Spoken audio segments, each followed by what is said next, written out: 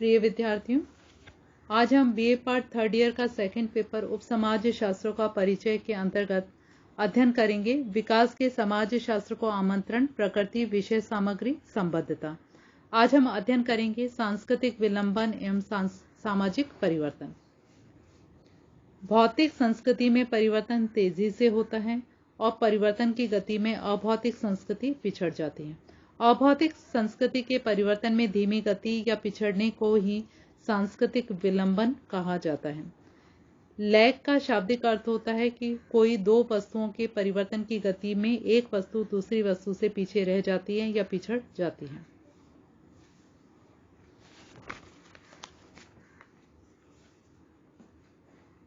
सांस्कृतिक विलंबन को निम्न उदाहरणों के द्वारा समझा जा सकता है। यातायात के भौतिक साधन विकसित हुए, सड़कों का निर्माण हुआ, सड़कों पर आवागमन बढ़ा, परंतु इन भौतिक परिवर्तनों के साथ साथ सड़क पर बाएं चलने का नियम आज भी पुलिस की सहायता से लागू करना पड़ रहा है।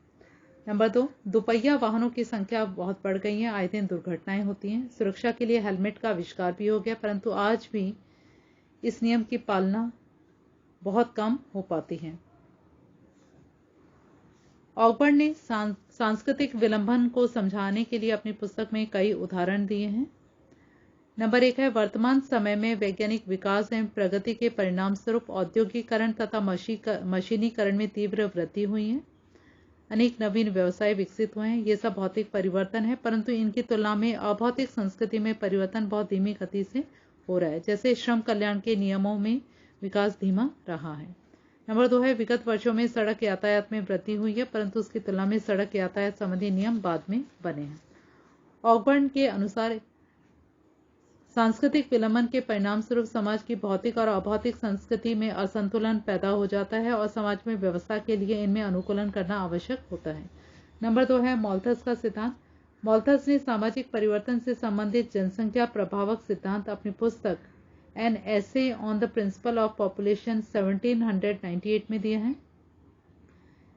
इनका सिद्धांत यूरोप के कई देशों की जनसंख्या के अध्ययन के आधार पर प्रतिपादित किया है। यह सर्वविदित है कि सामाजिक परिवर्तन पर जनसंख्या के आकार और गठन का प्रभाव पड़ता है।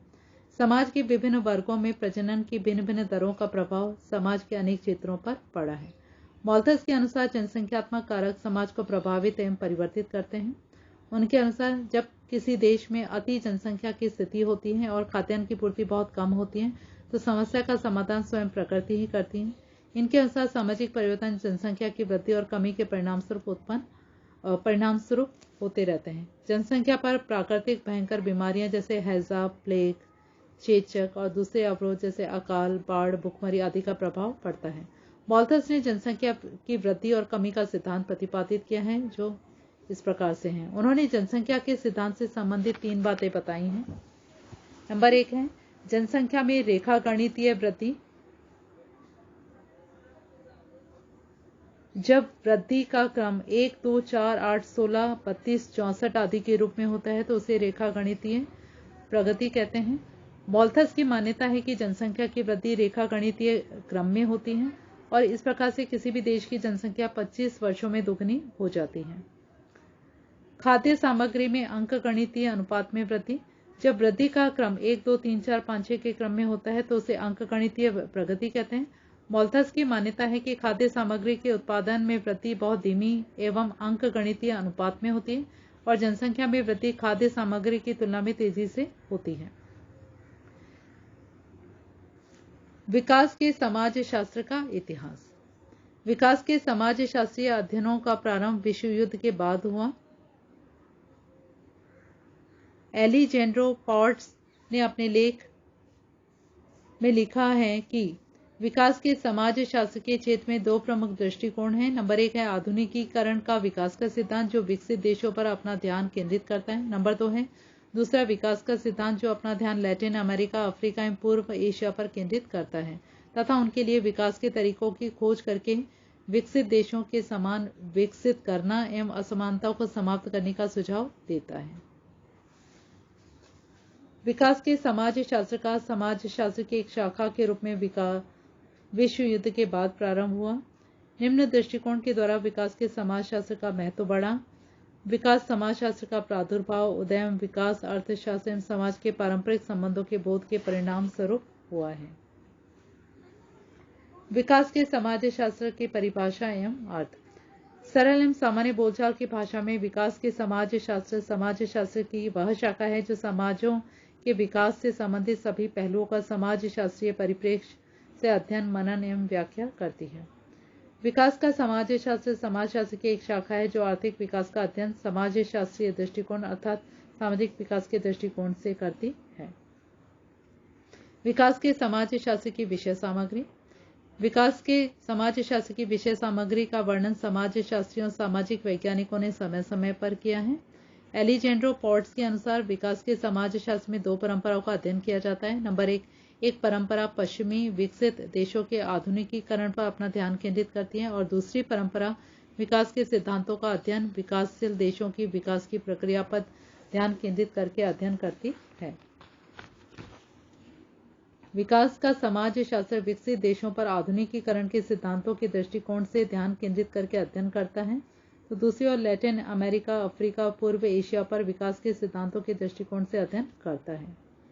विकास के समाजशास्त्र का प्रमुख लक्ष्य उपनिवेशी शासन के बाद के लैटिन अमेरिकन, अफ्रीकी और पूर्व एशिया के देशों का राजनीतिक तथा आर्थिक विकास का मूल्यांकन करना है।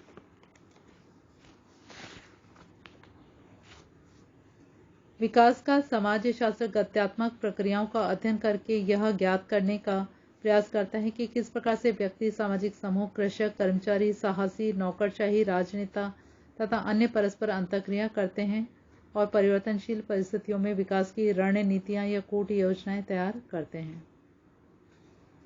विकास के समाजशास्त्र की प्रासंगिकता। नंबर 1, विकास का समाजशास्त्र समाज के विकास की योजनाओं के उद्देश्य निर्धारित करने में पूर्व की विकासीय योजनाओं का ज्ञान प्रदान करता है। नंबर 2, विकासीय कार्यक्रमों में विकास का समाजशास्त्र समाज सम्मत लक्ष्य और साधनों के चयन में महत्वपूर्ण ज्ञान प्रदान करता है। नेक्स्ट पॉइंट, यह शास्त्र विकास की योजनाओं को लक्ष्य प्राप्त करने में आने वाली बाधाओं का पूर्व ज्ञान प्रदान करता है। नेक्स्ट पॉइंट, इस शास्त्र में उपलब्ध ज्ञान के आधार पर योजनाकार, समाज सुधारक, राजनेता, अर्थशास्त्री आदि विकास की योजनाओं की प्राथमिकता निश्चित करते हैं। नेक्स्ट पॉइंट, विकास का समाजशास्त्र विकासीय कार्यक्रमों के विभिन्न आयामों में परस्पर समन्वय स्थापित करने में दिशा निर्देश प्रदान करता है। विकास कार्यक्रमों से संबंधित मानवीय एवं प्राकृतिक संसाधनों के संबंध में पूर्व जानकारी प्रदान करता है। यह शास्त्र योजनाकारों एवं समाज सुधारकों को विकास से संबंधित लोगों की सहभागिता को प्रोत्साहित करने एवं योजनाओं को सफल बनाने के विकल्प प्रदान करता है। तो बच्चों, आज का यह अध्याय यहीं पर खत्म होता है और अगले अध्याय में हम चर्चा करेंगे अवधारणाएं, विकास और उसके स्वरूप, धारणीय विकास। धन्यवाद।